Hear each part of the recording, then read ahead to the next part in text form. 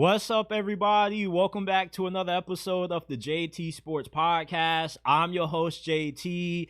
In the words of the great ring announcer, Bruce Buffer, ladies and gentlemen, it's time! The NFL season is officially upon us. At least to me it is. Training camp has kicked off, and we got football about to be played in July. Yeah, we got preseason football. I know a lot of y'all may not care for it, but when you go nearly half the year without football and you just live, eat, breathe, and sleep this sport, you're willing to watch anything, no matter if it is a bunch of practice squad and third string guys going at it. Football is football to me. So look out for the Hall of Fame game on July 31st. If you didn't know about it, make sure to write it down in your notes or set a reminder on your phone so you don't miss it. But we got a lot of training camp news to get into. And look, you know that the NFL season is just around the corner when Jerry Jones is taking shots at players that he currently is having contract negotiations with. This man cut a full hill promo to open up Dallas Cowboys training camp, taking shots at Micah Parsons, saying that even if we pay Micah, there's no guarantee that we're still going to have him around because the last guy that he paid and made him the highest paid at his position, Dak Prescott, hint, hint, he only played a quarter of the season. And then Trayvon Diggs, he has missed a lot of time with injury after receiving his contract extension. And it's always weird listening to Jerry Jones take shots at players that he is having negotiations with, because he's going to end up caving in and extending them anyway. And at this point, all Jerry Jones is doing is trying to get attention. He's one of the great salesmen in the history of the game for a reason, because he knows how to get the spotlight on the Cowboys. He knows how to get us all talking about this team. Hell, he has a documentary coming out about this squad within a month from now. At this point, Jerry Jones, you can't really take anything that he says seriously, because last year, he was taking shots at CeeDee Lamb and Dak Prescott, and we saw both of those guys get extended. He extended Dak Prescott a few hours before the start of week 1. We know that Micah is going to get paid. And if Jerry Jones is smart, he would try to pay him right now before he risks Micah balling out and having 18, 20 sacks. And then you have to go from paying him $45 million per season to nearly $50 million per season. Because what's overlooked about Micah Parsons is how ever since he has come into the NFL, he's had no less than 12 sacks every season. Last season, he had 12 sacks, and he didn't even play the entirety of the year. So imagine what he can do with a full 17-game slate. He is good enough to where he could possibly break the NFL single-season sack record. And at that point, Jerry Jones would have made a huge mistake, because then he would have to pay him a lot more than what he could get him for now. It doesn't make sense how Jerry Jones goes about his contract negotiations. And this is why I continue to say, the Cowboys won't be good until Jerry Jones is no longer able to have his hands on the steering wheel of this franchise. It's ironic how he was talking about he was considering stepping down because he's getting a little bit old to do this job, but he ended up getting back up to snuff to do it. Jerry, nobody other than Eagles, Giants, and Commanders fans want you to keep running this team. The Cowboys are getting ran into the ground because you don't know what you're doing. You have just lost your common sense, and you have just became out of touch with what it takes to build a Super Bowl team. The only thing holding back the Dallas Cowboys from winning another Super Bowl is not Dak Prescott. It's Jerry Jones. The Cowboys' shortcomings in the playoffs all boil down to one man, and that's Jerry Jones, because he just has to be in control. He just has to get all of the credit. There's rumors about Nick Saban coming out of retirement to possibly coach the Dallas Cowboys. The hell? Why would Nick Saban, who stepped down from coaching the Dolphins because they wouldn't let him get Drew Brees, want to be under the ultimate puppet master? Nick Saban is not a yes man. Nick Saban is not an ass kisser. So why would he want to play or coach under Jerry Jones, the biggest control freak that there is? All of the coaches that Jerry Jones has hired since Jimmy Johnson have been guys that he could control. Essentially, Jerry Jones might as well go ahead and be the head coach of the Dallas Cowboys. At this point, it's just hilarious listening to Jerry Jones cut these heel promos on his players. Because, Jerry, nobody takes you serious, man. We know that you're going to pay these guys. So what is even the point of all this? Is Jerry Jones just trying to let off steam? You know, when somebody asks you to do something and you plan on doing it, but you just get annoyed because they just asked about it, and you just go off because you're frustrated that you got to do it. This is Jerry Jones. He probably doesn't really want to have to open the wallet and cut the check for Micah Parsons, but he knows this is something that he must do. So maybe he's just trying to let off a little bit of steam before he ends up doing it. But Jerry Jones is the worst owner in the NFL in my book. And it's not because he's terrible at drafting. He does a really good job of drafting. If anything, the Cowboys are one of the best teams in the league at player development.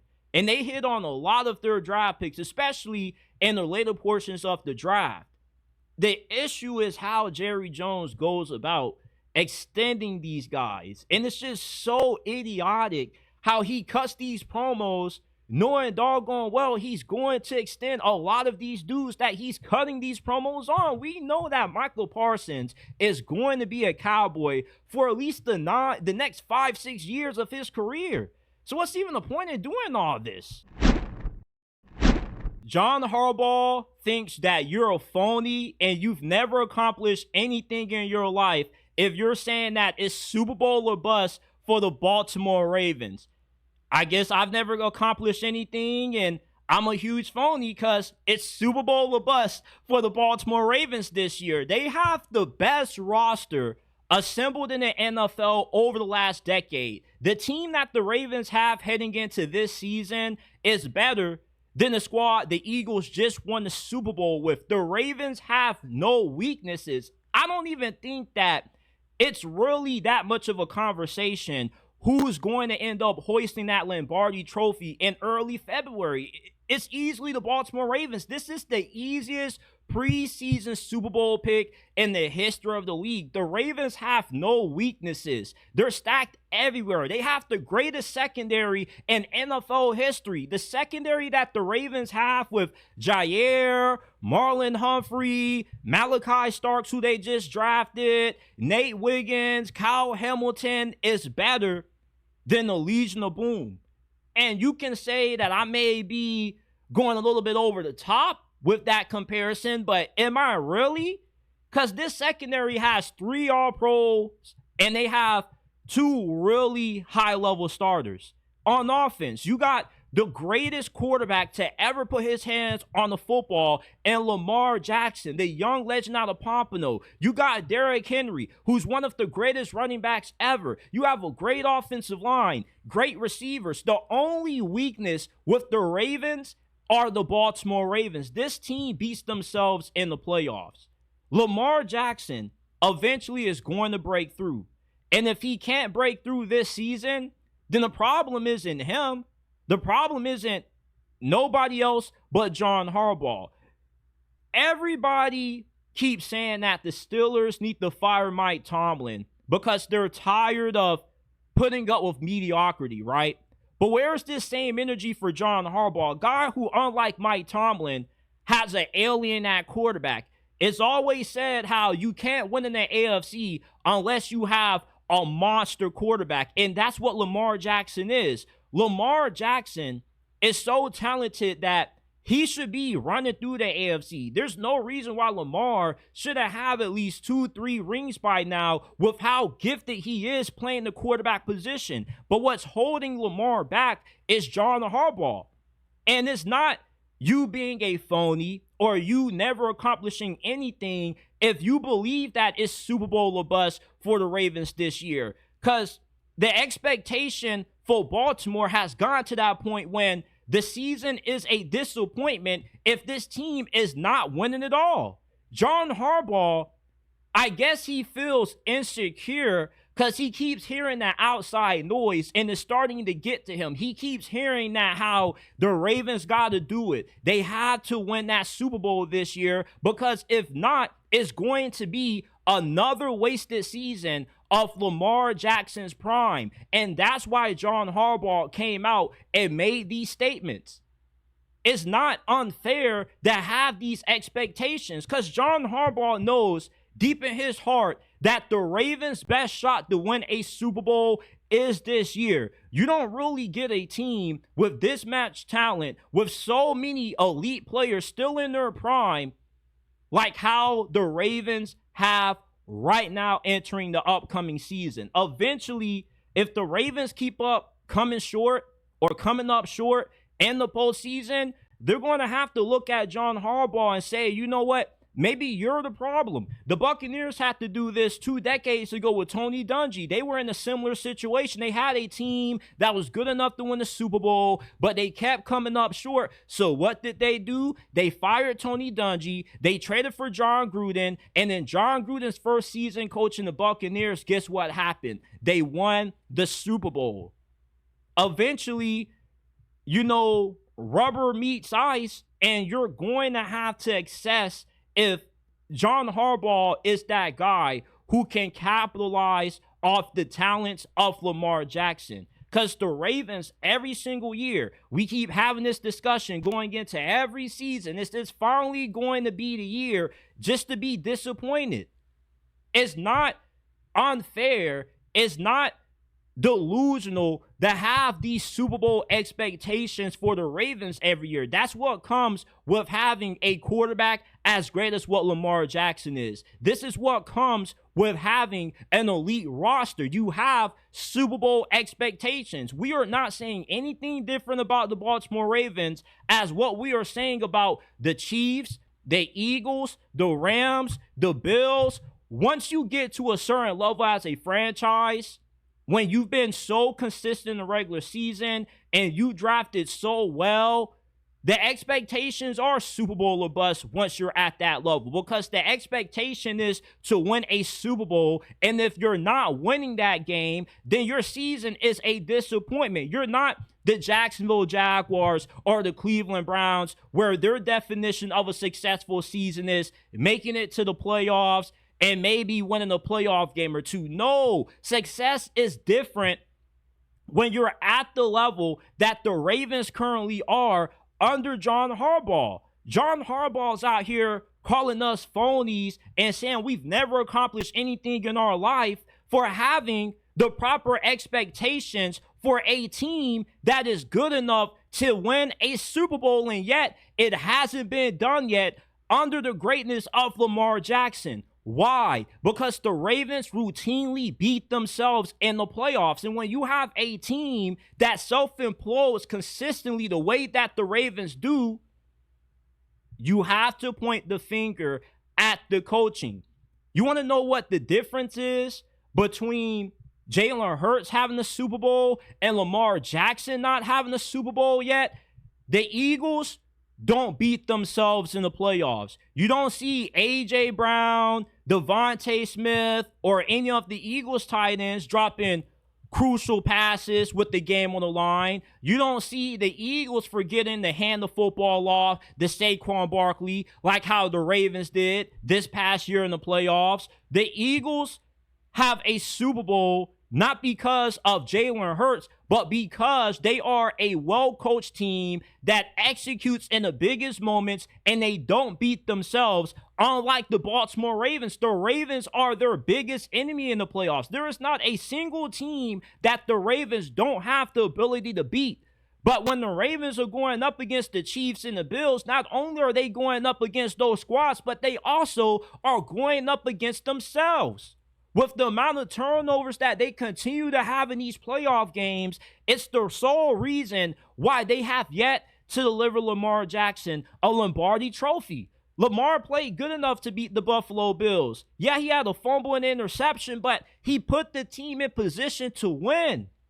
He has to be Superman in his opinion, and he has to play like that because he can't trust his team to carry the load for him, unlike Jalen Hurts can. Jalen Hurts doesn't have to press and try to be Superman and try to force things that shouldn't be forced because he knows the guys around him are going to get it done. Lamar Jackson can't necessarily have the same trust in his team as what Jalen Hurts does because Lamar's team always finds a way to beat themselves when it matters the most.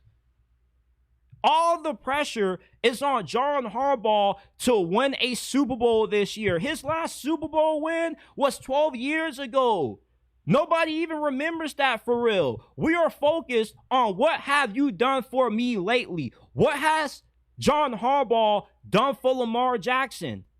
Yeah, you've gotten him a few MVPs because you made some really good offensive coordinator hires. Your general manager, Eric DeCosta, EDC, has done a great job putting a great team around Lamar. But the issue isn't the roster. The issue is that the coach doesn't put this team in position to maximize the greatness of that young legend out of Pompano at quarterback. And when you have a team that routinely implodes the way that the Ravens do, it's fair to blame it on the coaching because good coaches have their team well prepared in those kinds of games. You don't see the Kansas City Chiefs having all the turnover issues that the Ravens do. You don't see the Eagles having that similar situation. Those teams win because they execute when it matters the most, and the Ravens don't.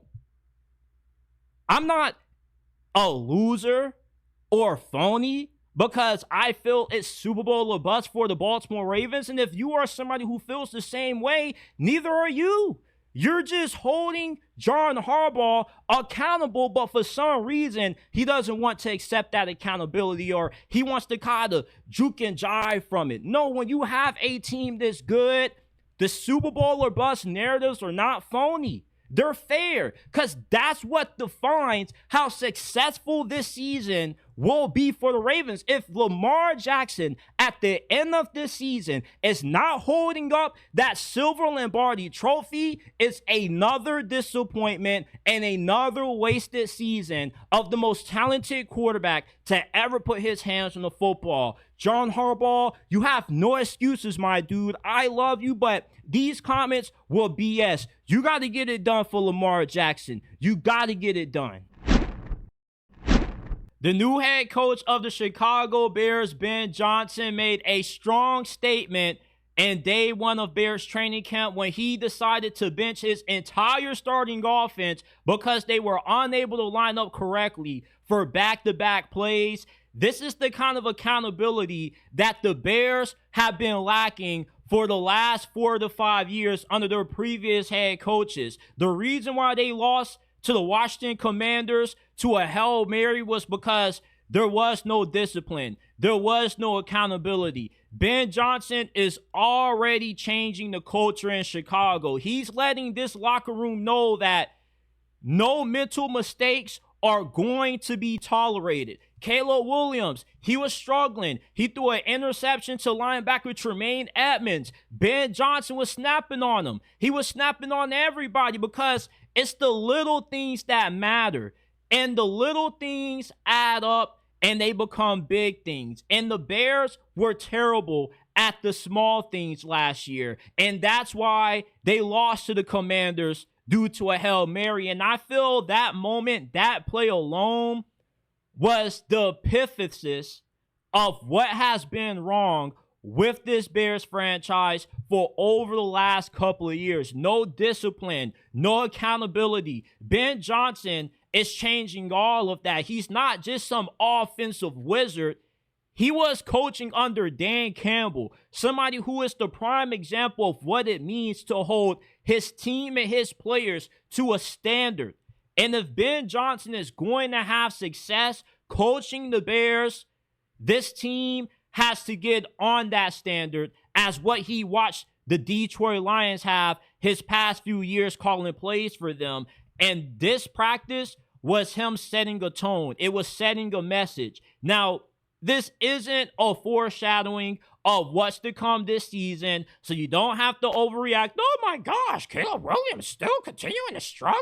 The guy's a bust. It's just day one of training camp, people. Day one of training camp is when you really are able to let your players know what you want from them as a head coach. I remember my freshman year playing high school football when we were having fall camp. We had practice around 5:30 a.m. in the morning, and we had to do stations. That's when you have like 6 drills that you got to do. And this morning, I guess my coach woke up on the wrong side of the bed, and he made us start over the stations 3 times. And when we messed up the second time after we restarted, he had us doing up downs for about 30, 45 minutes, and we all were out there about to pass out at 6 o'clock in the morning. But to be a good team, you got to be able to be disciplined. You can't slack off. You can't have a bunch of mental errors, because a mental error that you make in training camp could be the same mental error that you make during the season that cost the team a win or cost the team field position or takes a touchdown off of the board.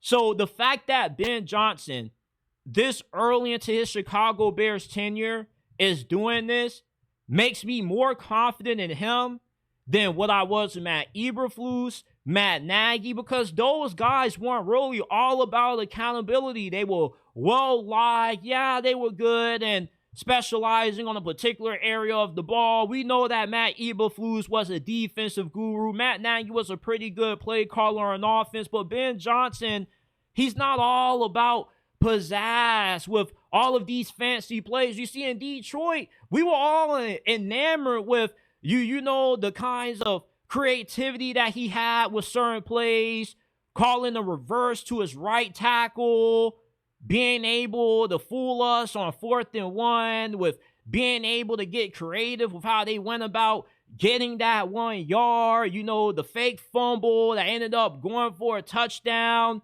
But it's just more than having some fancy trick plays up your sleeve to be a good football coach. Good football coaches pay attention to detail.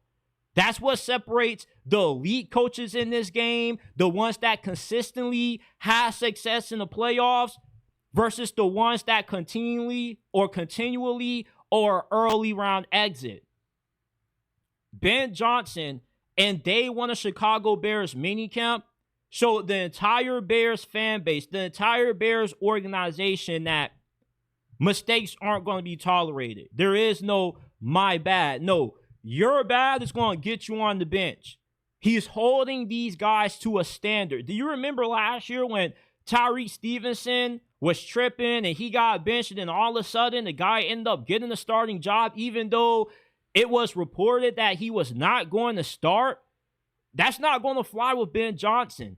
If Ben Johnson tells you to do something, you don't do it, you will face the consequences of it.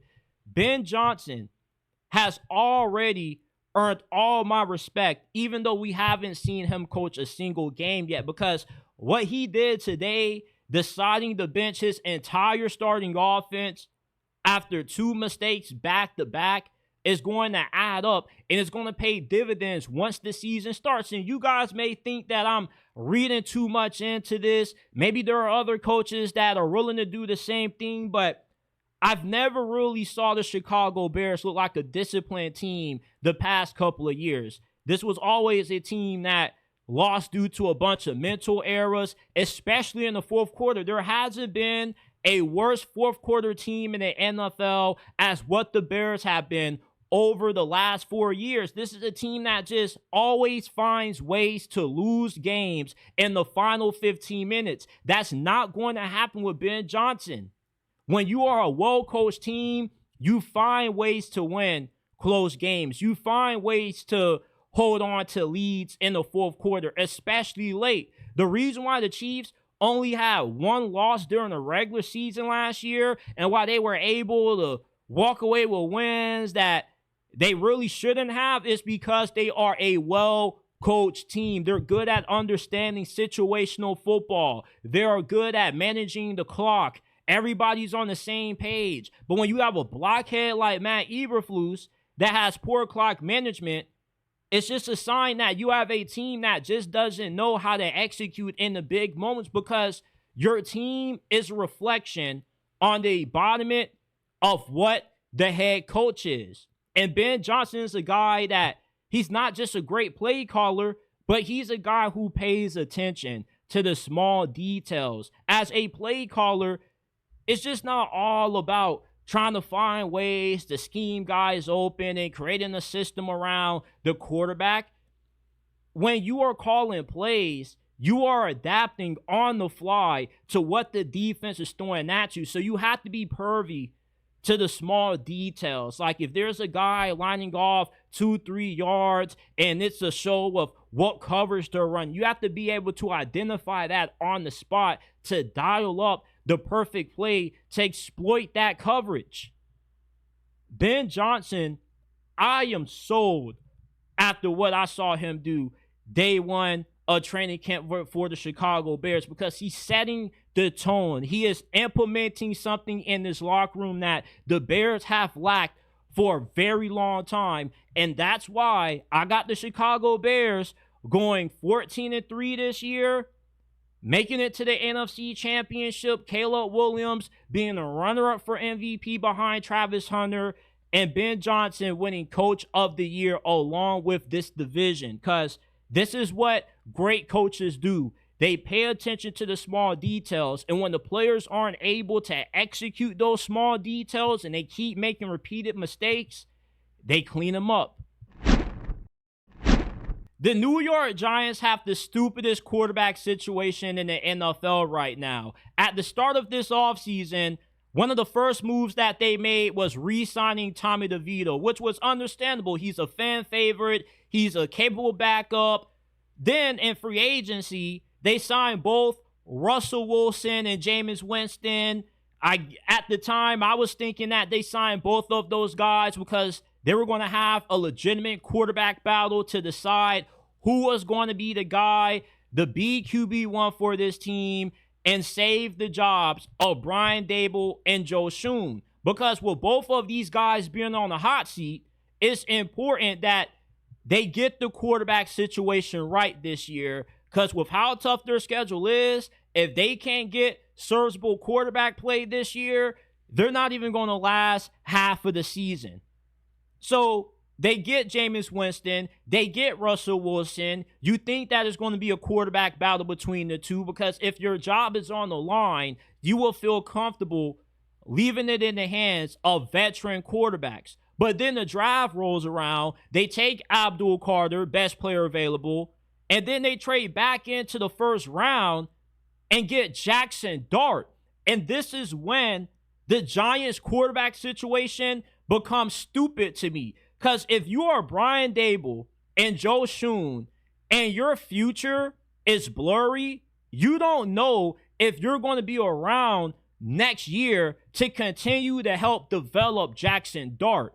So instead of drafting a guy who more than likely won't see the field this year, it would have made more sense to draft a player that could have had an instant impact for you this year so you can improve your chances of saving your jobs. I don't understand the Giants quarterback situation right now. And it's even more confusing that Brian Daboll came out and said that Russell Wilson is the starting quarterback and the competition is going to be between Tommy DeVito, Jameis Winston, and Jackson Dart for the backup quarterback spot. What kind of sense does that make? Russell Wilson was starting for the Steelers last year, led them to the playoffs, and they didn't want to retain him.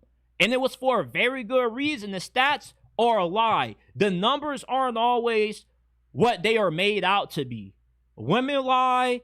They say numbers don't lie, but they are. Stats can be deceiving. And if you watched Russell Wilson play for the Steelers last year, all this dude did was throw 3-4 occasional deep balls. But for the majority of his tenure starting for the Steelers, it was just nothing but checkdowns.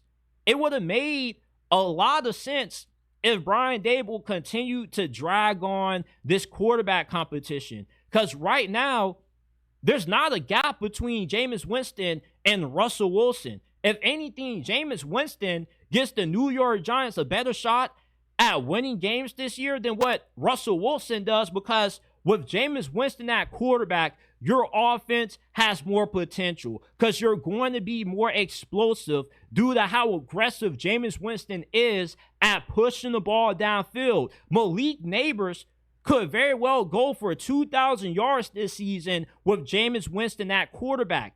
It's no wonder that Jerry Jeudy, who was a disappointment up until Jameis Winston became the starting quarterback of the Browns, and all of a sudden, he had the best season of his career, and he made it to the Pro Bowl.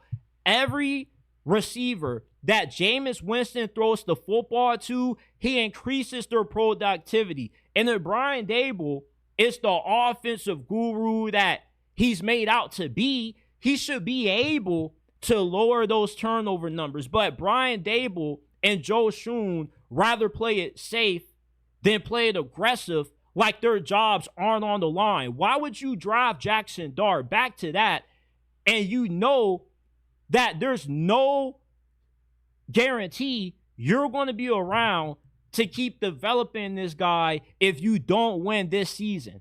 And I look at the Giants' schedule, and I don't know how they even get to 8 wins.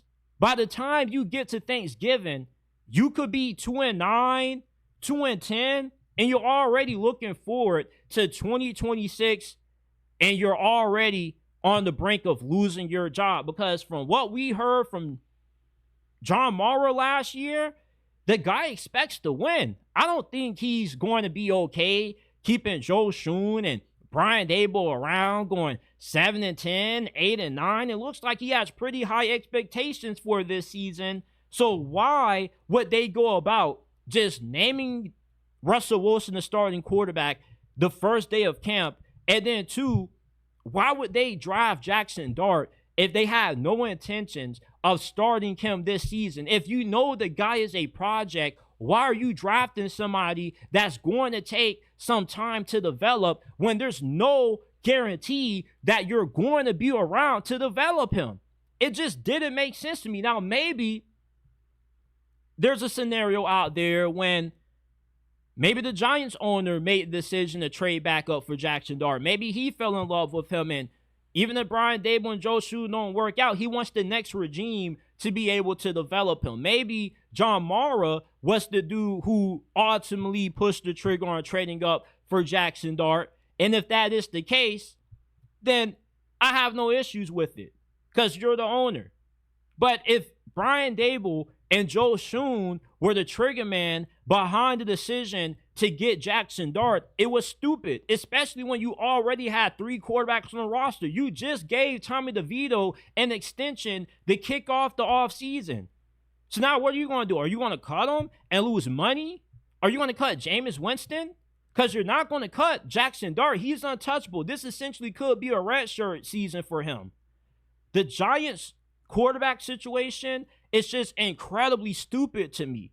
And you can say that the Browns' quarterback situation is stupid, but at least the Browns are taking an approach of, you know what?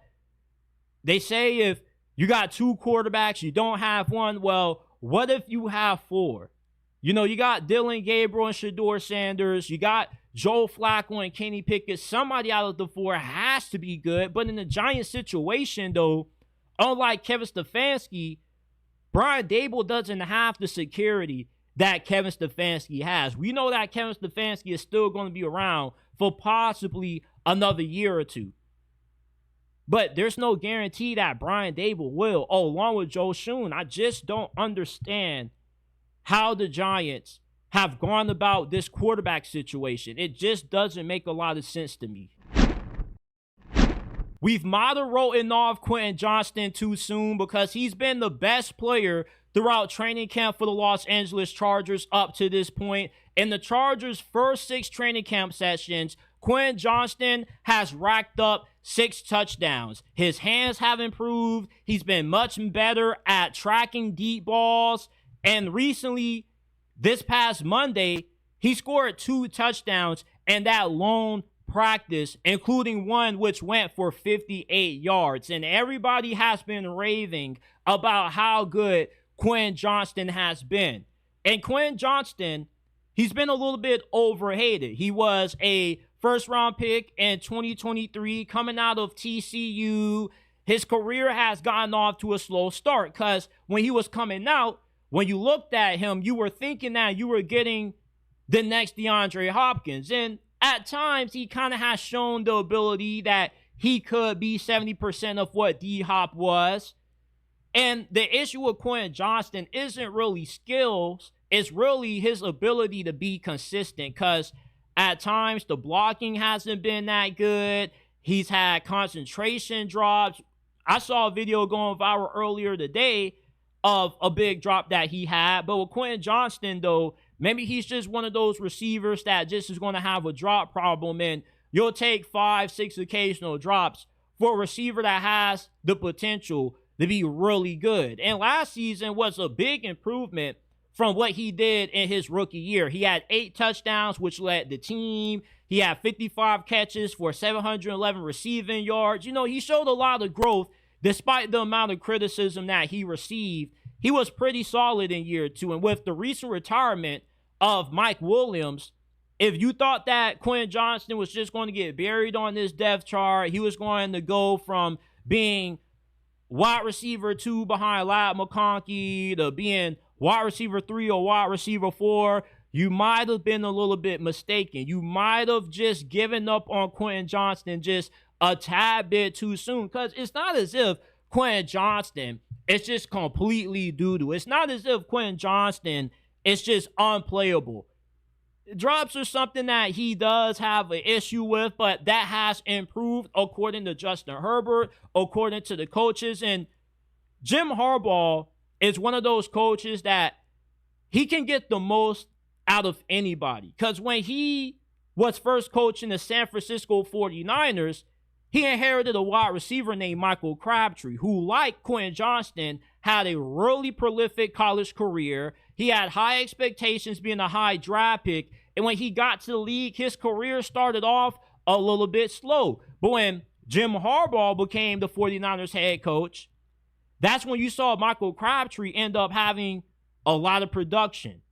Jim Harbaugh is one of those guys that on the surface, he's a hard-nosed, old-school style coach. Not in terms of being a guy that's constantly barking at you or being like a disciplinarian, but he just has an old-school mentality.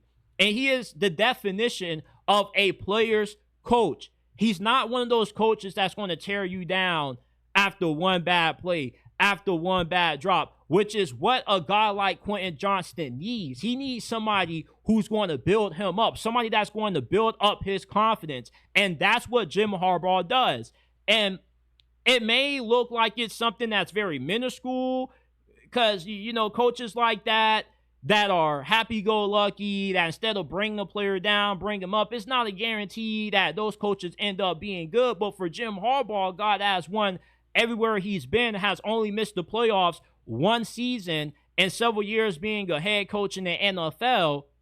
This is what works. He's a guy who is a motivator, and that's what Quinten Johnston needs. And we very well could see Quinten Johnston have a breakout season this year. Now, I'm not guaranteeing that happens because oftentimes there are guys who perform very well in training camp, and then when the season rolls around, you don't really hear nothing from them again.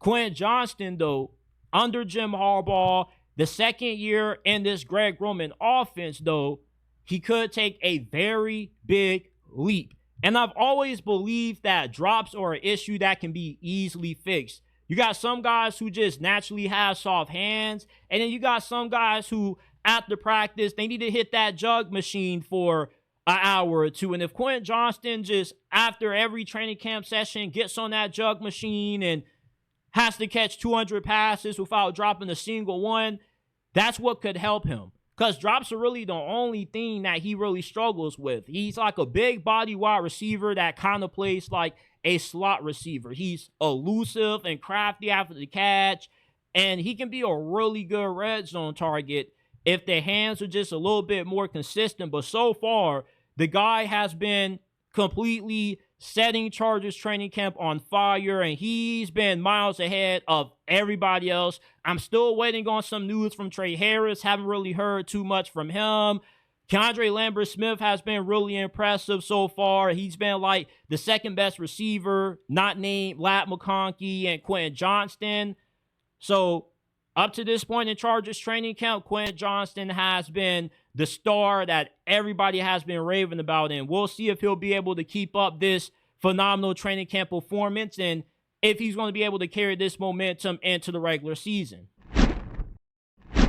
The greatest redemption story in NFL history has just ended.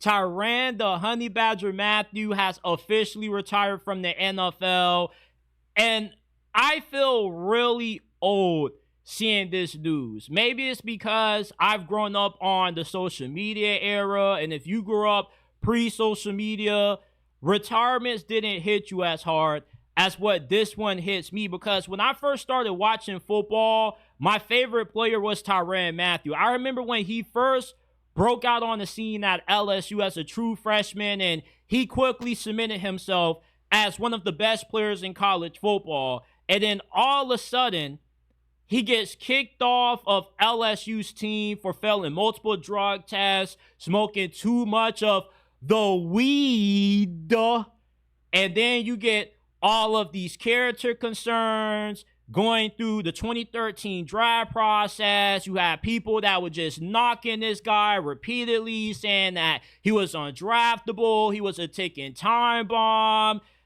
And ever since Tyrann Mathieu got drafted in the 3rd round by the Arizona Cardinals, he's been nothing short of one of the greatest redemption arcs in the history of the NFL. Tyrann Mathieu's career is the prime example of how one mistake doesn't define the person, and it doesn't define your future.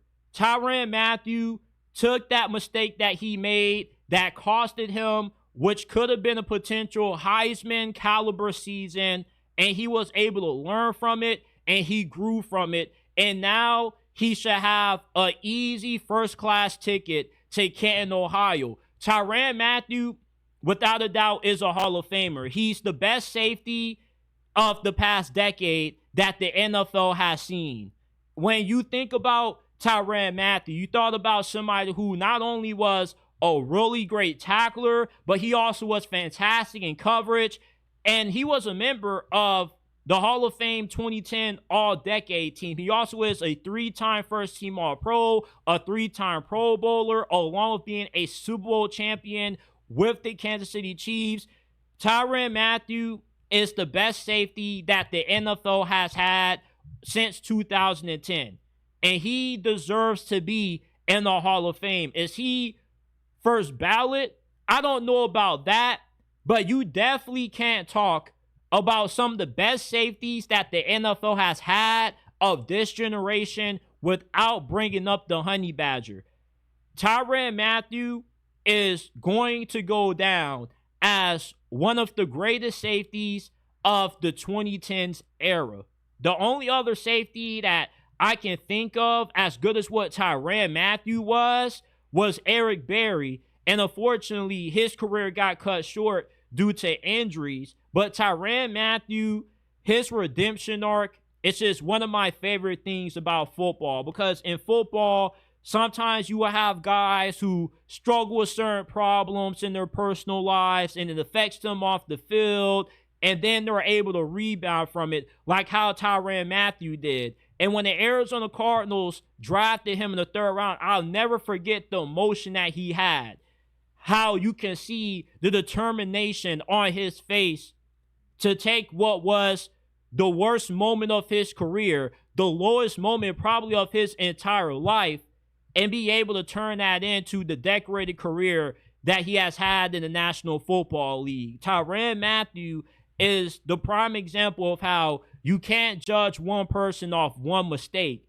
And the Arizona Cardinals have made a lot of bad draft picks. They've been one of the worst ran franchises in the NFL, but one of the best decisions that they've ever made in the history of their existence was drafting Tyrann Mathieu, because they were the team that was willing to take that gamble, that was willing to roll the dice. When everybody was saying that you couldn't draft Tyrann Mathieu, the Cardinals were the ones that took that flyer, and look how it panned out.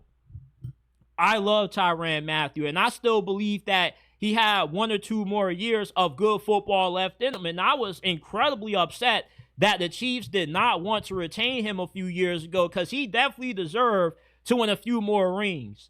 There are not more safeties that have played in the NFL over the last 15 years that have had as decorated as a career as what Tyrann Mathieu has had. He deserves to be in the Hall of Fame.